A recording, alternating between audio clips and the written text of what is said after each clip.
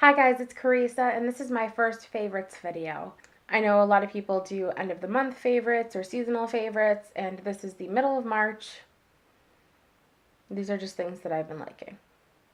I don't have like a cool time frame for you, so just deal with it. Okay, so first is my favorite hair combo, shampoo and conditioner.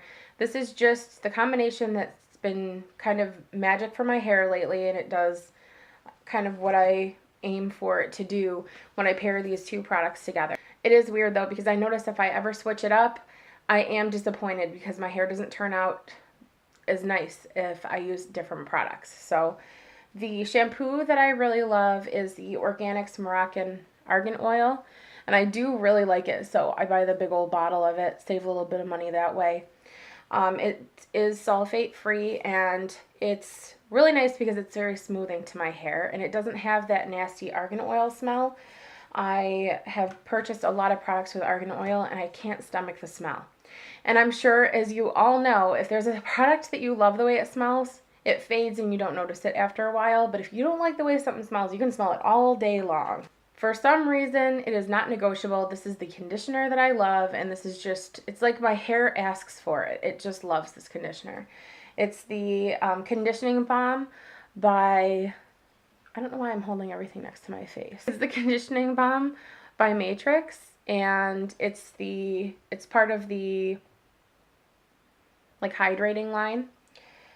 I don't know, the purple ones. Another product that I'm really in love with this month that I've only just started using like a week ago, maybe even less, is this new concealer.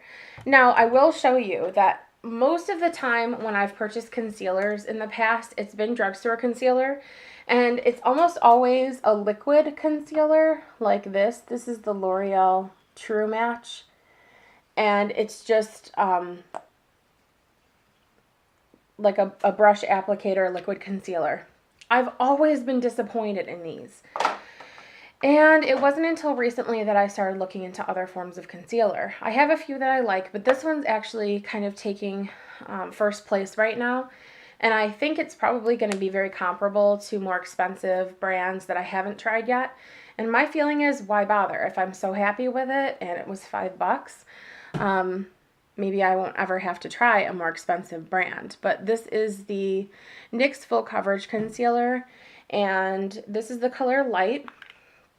I actually got, it's nice because it's kind of like a pasty, creamy feeling, but it has a really nice dry finish.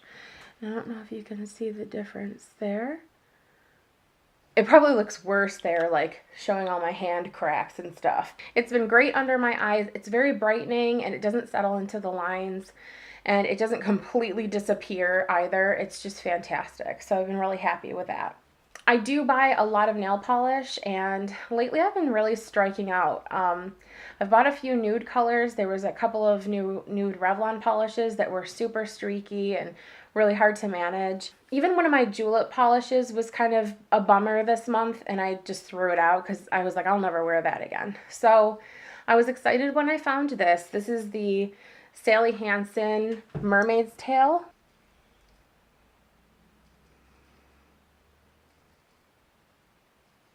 If you're familiar, this is very comparable to the Deborah Lippmann Across the Universe. It's similar, and it only takes, I would say, 2 to 3 coats, probably closer to 3, for it to look just like it does in the bottle.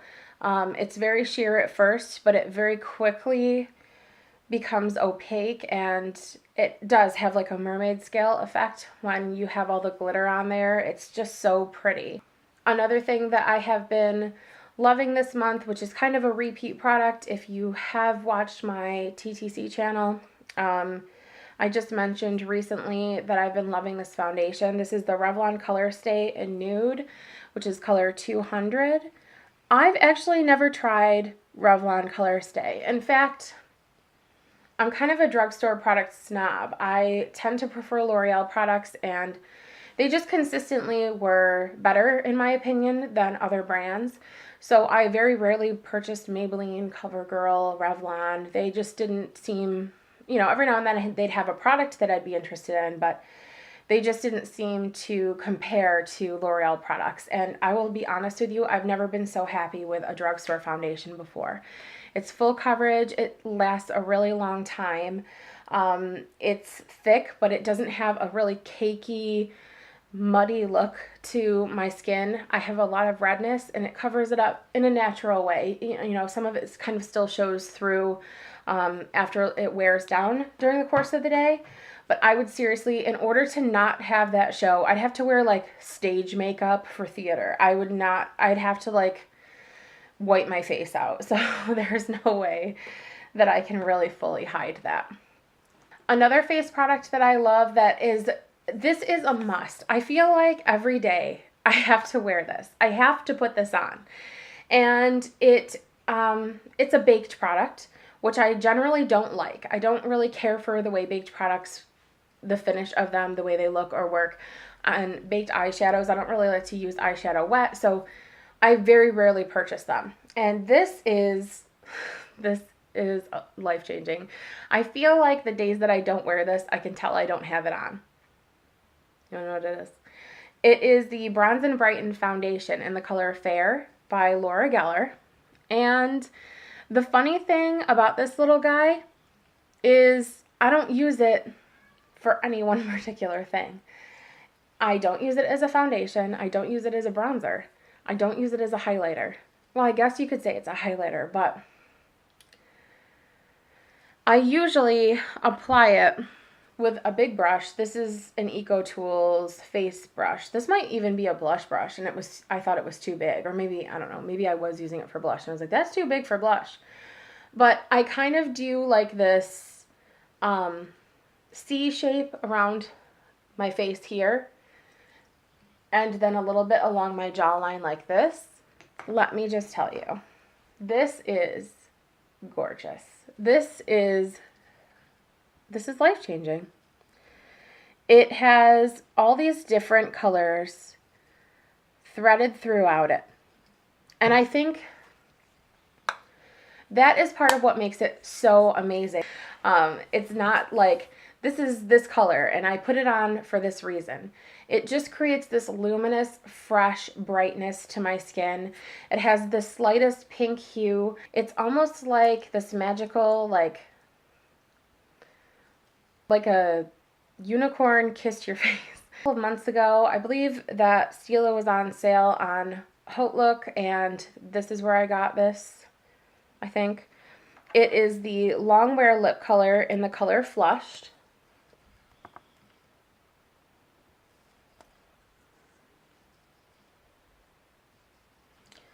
And it's really pretty. It's kind of like, it's like a great My Lips But Better color, and it's very flattering. As far as long wear, it's kind of hard to tell because of the color that it is, because it's only just enhancing the color of my lips. It's kind of hard to say, but I do have that same product in a red, and I really like the way that it looks. The color payoff is gorgeous.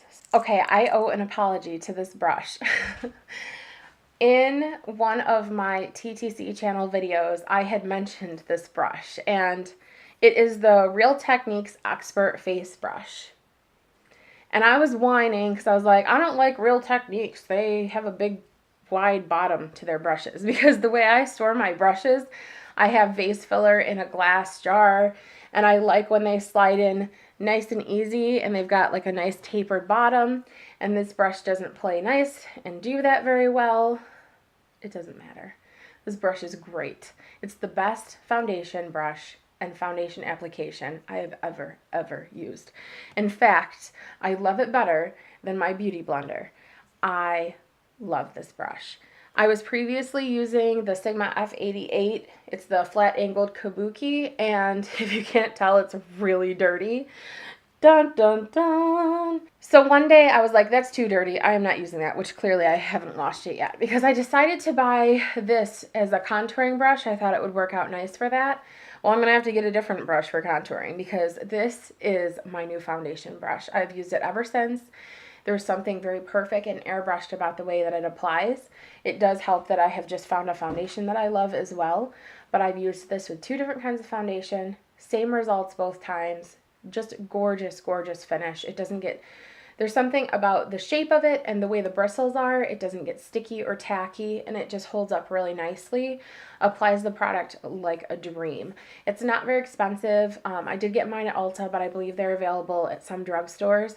I think it was like $12. I could be totally wrong about that. I'm just guessing. Maybe it was $10. I don't know. But it's amazing. So I don't even care that it doesn't fit nicely in my brush holder. It sits out all by itself like a nice little champion that it is. I love that brush.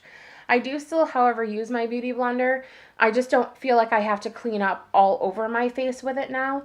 I mostly use it in areas like the crease on my nose and like the crepey areas of my eye where sometimes product can settle. I just pick up excess product with this now, so it doesn't have to work quite as hard. I'm a huge soda fan, but I know how awful it is for me. And at home, I don't keep soda here, but I do crave it. So on the days when I don't feel like having water or whatever it is that I would drink, I have these in the house. This is the Polar Seltzer water in the orange vanilla flavor. It's just like a creamsicle flavor. It's really nice. And there's no sugar, no sodium. See?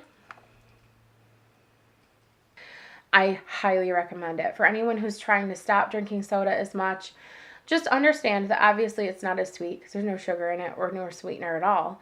But there's something about the flavoring of the orange and the vanilla that's so satisfying, you don't even care that it's not sweet. I have been loving the song Madness by Muse. Ugh, I don't know, maybe people are sick of it by now. But I've been listening to it for a few months, and every time it comes on, like on Spotify or on the radio, it's one of those songs that I never skip over, or I never change the station. I have to listen to it every time. And then another song that I've been really loving, I heard at the grocery store, so I guess that means it's really old now. But it's by Ben Lee, and it's called Love Me Like the World Is Ending. And I heard it when I was grocery shopping. I was like, I have to listen to this song again. So I've been playing that a little bit recently and enjoying that again, like it's 2001 again, or whenever that song came out. A couple of things that have bummed me out and disappointed me and will be thrown away after I make this video. Let's see. Do I have? Oh yeah, I have two. This is the Stay Glossy Lip Gloss by Rimmel, and it is in the color, I don't know what color. I got this at Target, and if you can tell, it has this beautiful peach kind of, there's like a sticker, but it's got this gorgeous peach color shimmer with a little bit of silver sparkle, which I'm not normally a big fan of, but the color of this is so pretty. Did it not really look like a big deal to you? Because not. It doesn't come out and look how it does in the bottle on your lips. It also has an overwhelming smell to it. And it's not scented. It has this, how do I describe it? You know what it reminded me of? It like took me back to being a little girl and getting a makeup kit for Christmas. You know, like those very low pigment, dry, chalky eyeshadows that come with a little sponge applicators and like a couple of lip glosses. And the lip glosses had that like cheap makeup smell. That's what this smells like to me. And I can't get over it. I put it on, and even though it wasn't how I hoped it looked, it still was pretty. So I left it on, and I just could not get over that cheap makeup smell. I just kept having flashbacks to being like 6 years old, so that was no fun. And one other product which is disappointing, I'm not going to throw it away, I'm going to fight my way through it and use them till they're gone, are these dry shampoos. These were buy one, get one free, I believe, at Ulta a really long time ago. And that's how I ended up with both of these. These are the Batiste dry shampoos. This one is in the scent Cool, Crisp, and Fresh. And this is a hint of dark and deep brown color so that you don't have that, you know, haze over your hair that you get when you have darker hair. It has a little bit of color to it. And I thought, I don't know about that, but I'll give it a try. Well, I don't really have a major problem with the scent on either of them. Obviously, any kind of scent from dry shampoo is probably better than dirty hair smell. But these are just no good. And everyone raves about the Dove dry shampoos, and I will try them someday when I work my way through both of these. crappy, awful dry shampoos. They don't make my hair look or feel cleaner. Prior to these, I've used the Rockstar dry shampoo and the Kenra Platinum Color Care. That one smells so good. I've used those, so I've used higher end dry shampoos, and I thought I needed some at the time, and I thought, why not? It's a really great sale. I've never tried this brand before, and it doesn't matter. The color of this, it doesn't make a difference. It comes out, but I wonder if I can show it to you guys. So I just sprayed it on my hand, and look, it looks gray. So it's really not much better than using a white dry shampoo. It comes out like a brownish gray, and then when it dries, it turns gray. But these are very disappointing. They make my hair feel super dirty, sticky, gross, awful. And I still do use it in a pinch, but I actually find that I'm better off just not putting anything in my hair than using these. It usually actually makes things look a lot worse.